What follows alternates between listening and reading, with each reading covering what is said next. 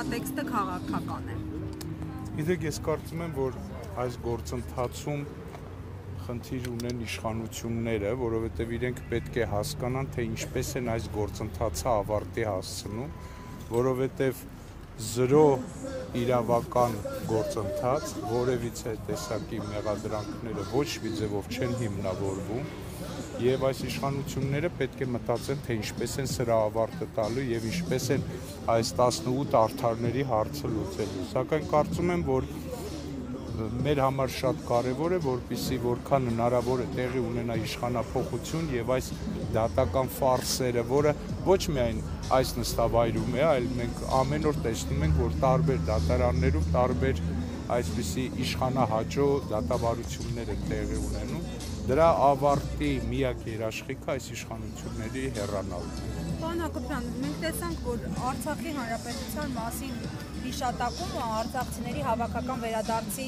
իրավունքի մասին է խոսույթը, պատճառ դարձավ, որ հայ առաքելական եկեղեցու շուրջ մեծ գործընթաց մեկնարկի, վեհապարի հայտնի հայտարարությունը Շվեյցարիայում դարձավ այսպես գործընթացի կայծը երկրորդ փուլի։ Ինչ է կարծում, այս կերպ նաև փորձ է արվում վերջնականորեն փակել Արցախի էջը, որ այլևս խոսողներ չլինեն, այդ այսպես կոչված ձգտումները մարեն եւ եկեղեցու շուրջ ստեղծված իրավիճակին ինչպես է արձագանքում։ Բոլոր այն արժեքները, որոնց հային հայ է պահում, այս իշխանությունները փորձում են հերթով դրանք վերացնել, բարոյազրկել, արժեզրկել։ Արցախի հանձնումից հետո բնականաբար պետք է նաև ավարտին հասցնել Արցախի մասին ընդհանրապես խոսույթը, որ այս իշխանությունների ամենագլխավոր նպատակներից մեկն է կարծես թե, եւ նրանք տարբեր ոչ հիմնավորված մեկնաբանություններով ուզում են մեզ ապացուցեն, որ Արցախը այնուամենայնիվ մեր համար վտանգ է եղել, ոչ թե պաշտպանության վահան։ Հաջորդ եւ ոչ կարևոր հանգամանք է նաև հայ առաքելական եկեղեցու դեմ սկսված այս արշավը, որը նույնպես հայ ազգի ինքնության, նրա լինելիության այդ հիմքերի խարխլումն է եւ ընդհանրապես այս իշխանությունները մերժում են այն ամենը, ինչ որ մենք ունեցել ենք ոչ թե տարիներ շարունակ, այլ դարեր շարունակ եւ ըստ իրենց ստեղծում են ինչ-որ նոր հանրապետություն, նոր գաղափարախոսություն, որտեղ ոչ հայ կարող է լինել, որտեղ ոչ հայ ազատագրական պայքարի մասին խոսք կարող է լինել եւ ընդհանրապես որևիցե կապ չի կարող ունենալ դարերի պատմություն ունեցող հայ ազգի հետ։ Անդառնալով նաև Ադրբեջանի նախագահի խոսույթին Սևանի վերաբերյալ, որ ինչքան հետ գնանք Ադրբեջան պետությունը չկար, բայց ասում է 2025 թվականի օգոստոսի 8-ից հետո լրիվ այլ իրողություն է եւ պետք չէ խորանալ այդ պատմական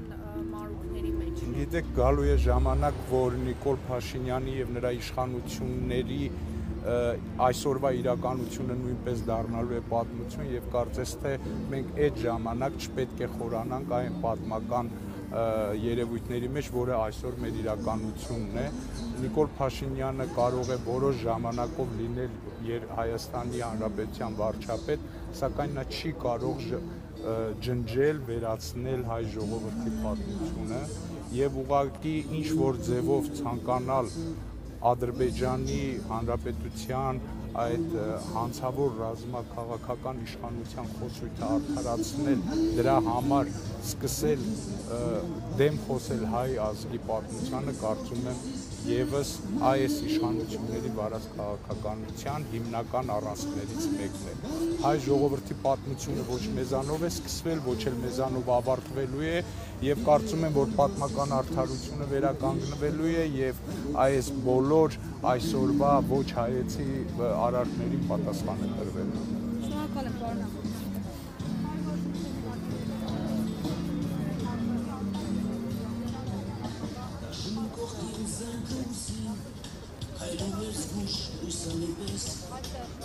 Որտե շնորհիմ չնկատի նրան